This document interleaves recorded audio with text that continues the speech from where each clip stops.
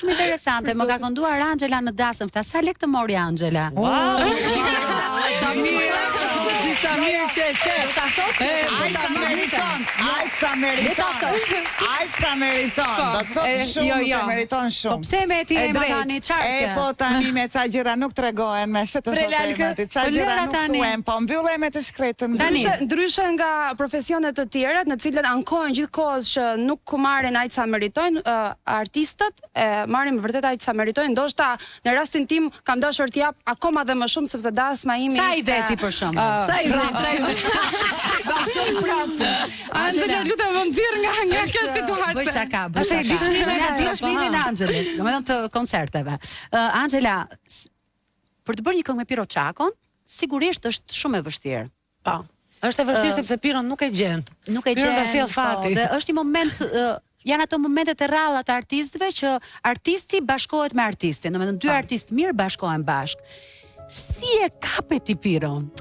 Atëherë ka qenë shumë raste si unë me Piron njihem sigurisht, i kemi miqësi, kemi rastisur deri të tjera në studio bashk.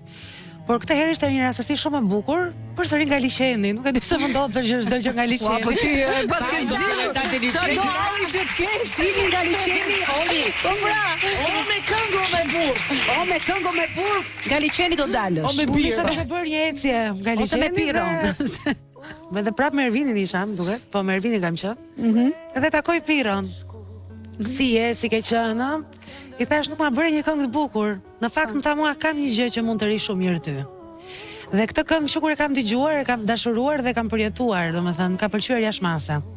Dhe u bë, kënga u realizua në një harë kohë, sa shpejt është bërë kjo këngë?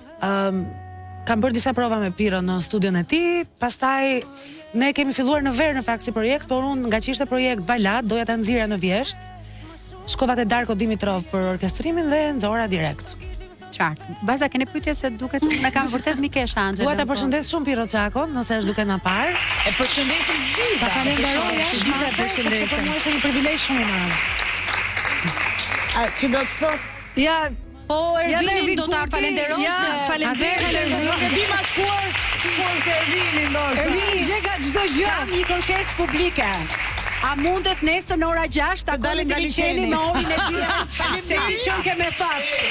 Faleminderit. Në 5. A mund të ish pak më shumë dhe me mua? Ervin, po teknik lavatriçe kështu gjëra gjenti? Ti gjej unë ato, po Ervin. Thjesht eja të ri që u ndën orit, kaq kërkojmë nga ty.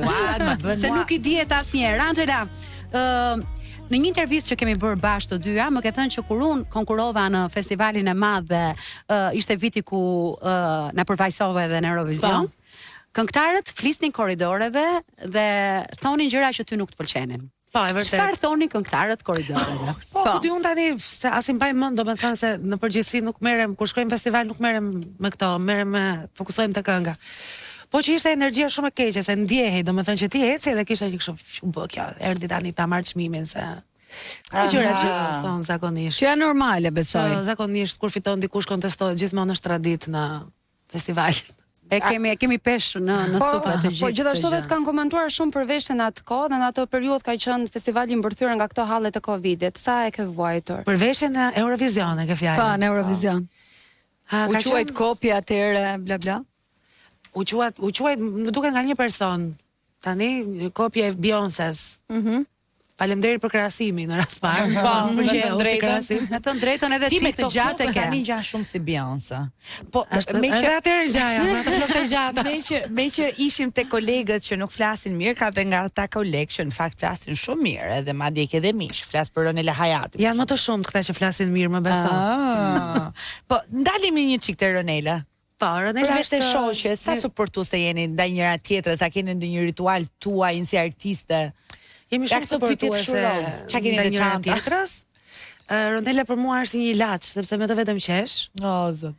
Është një vajzë e shkëlqyer, Edhe rituali është ja themi gjërat njëra tjetrës pa filtra, nuk është se kemi ndonjë ritual. E di pse ta bëra si pyetje se duke parë Ronelën sa nivel të bukur karagjozlluku dhe shakaje ka ndonjëherë në atë naturalitetin e saj, mendova mos kishit kështu përpara ndonjë dalje me stres, ajo që të shoh një video me një gjë që të bëj të qesh për shembull. Jo, dëgjoj se unë jam çkaragjoze, po s'dukem kështu nëpër emision.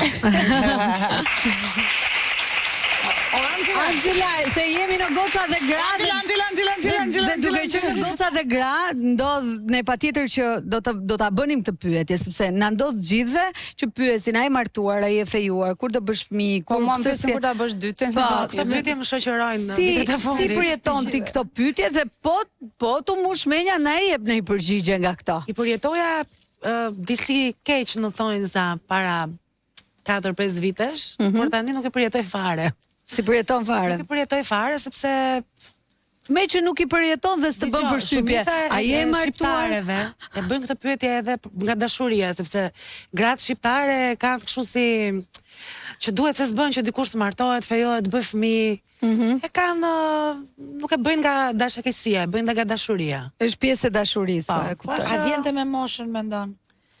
Po tani biologjikisht vjen me moshën që duhet bësh fëmijë biologjikisht. Jo, nuk e kisha vetëm për fëmijë, që nuk ta ndjen më për këto pyetje. Po patjetër që vjen një lloj si dhe për shumë gjëra të tjera. Ato që përjeton, domethënë, ashtu siç të bëjmë përshtypje fjalët kur je 20-25, nuk të bëjnë kur je 40. Pikërisht. Që se kam bërë akoma 39. Ema, fal. Jo, doja të bëja një pyetje që lidhet me krijimtarin.